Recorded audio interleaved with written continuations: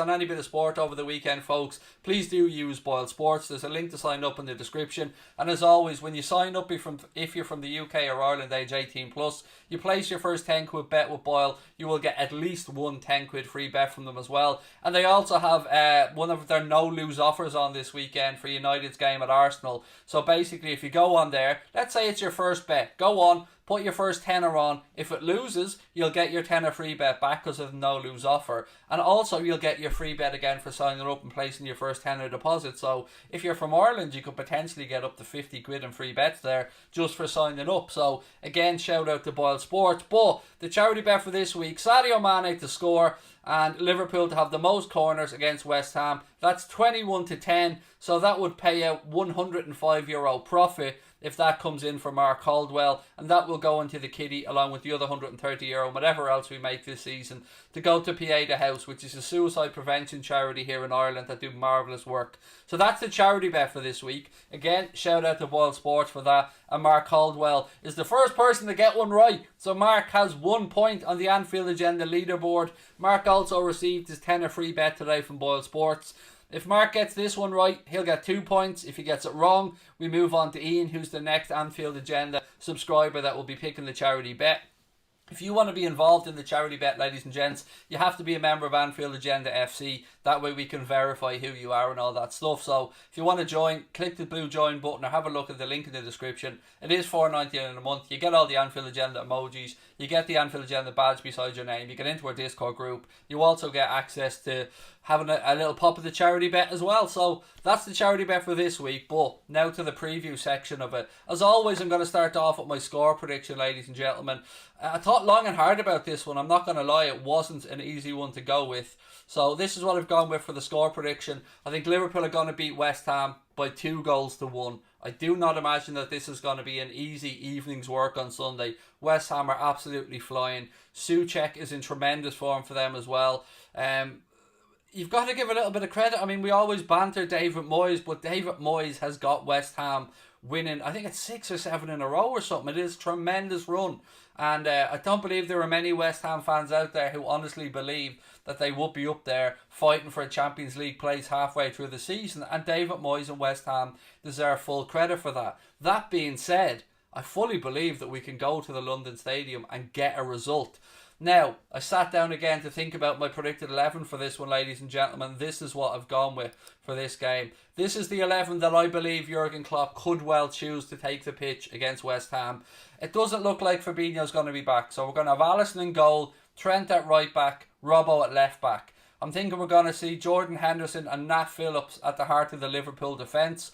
Moving into midfield, the big decision for me was, do I keep in James Milner, who had an absolute belter of a game the other night, or do I give Curtis Jones the opportunity, who did well when he came on? I've sided with the youngster and the fresh legs, so I'm going to go for Thiago, Gini Wijnaldum and Curtis Jones in midfield, and then Sadio Mane, Roberto Firmino and Mohamed Salah up front. Now, of course, there are other options available to the gaffer. He could go with Alex Oxlade-Chamberlain. He could go with, and I doubt this, Takumi Minamino. He could also, of course, put James Milner back in there. There are other options that he could do as well. Shaqiri could get a run in midfield in that attacking midfield position. But that's the 11 that I believe Jurgen Klopp should choose for the game against West Ham at the London Stadium. Again, I'm getting a bit more optimistic in my predictions, a bit more bold. I predicted a 2-2 draw against Spurs. I was happy to be wrong on that one. Obviously, we won that game last night and we're all still smiling about it. But, you know, usually when we travel to West Ham, I have to say I'm always very, very confident. I just think to myself, we'll go there and we'll get the job done. We'll get the win. But full credit where it's due. They've dug in, they've ground out results, and they deserve our respect. So it's not going to be an easy one, but I think we're going to get a 2-1 win, at least, away. If you want to push me for a goal scorer, I actually agree with Mark Caldwell that I think Sadio will be on the score sheet again, but I also think Mohamed Salah will get himself a goal in this one. It's another huge game, and it follows on then. We've got Brighton coming up after that, and then we've got the Manchester City game. So if we can start getting a bit of momentum together, if the Reds can go here and get a win, if we can pick up another 3 points, it'll push us a little bit further up the table. Obviously, we know Manchester United are travelling to the Emirates to take on Arsenal on Saturday. That's a game, by the way, that I'll be hosting a watch along of over on our second channel, Mundo Sporto. There's a link to that in the description. And Mundo Sporto, amazingly, is almost at 7,500 subscribers in its first couple of months as a real channel. So thank you to everyone for the support over there. But as always, folks, I want to know what you think about the game against West Ham. Who are you worried about? Souček, as I said earlier on, has been in absolutely brilliant form for them this season. But Lanzini is starting to play himself into a bit of form as well after being out for quite a long time.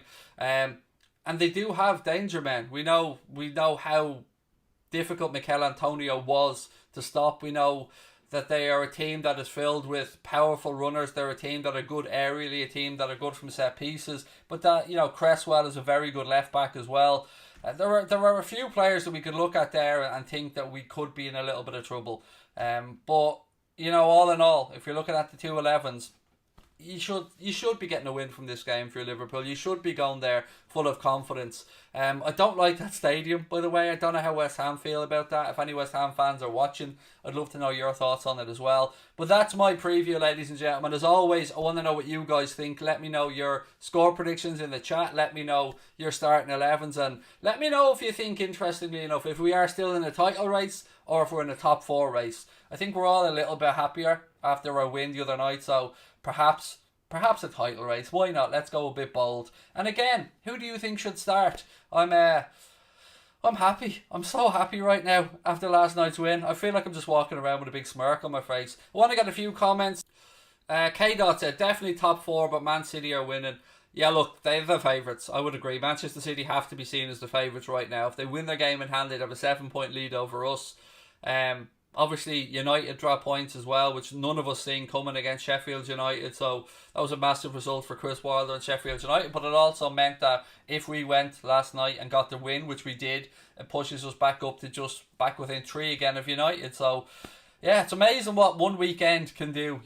That's what's going to happen a lot throughout the season. There's going to be a lot of ups, a lot of downs.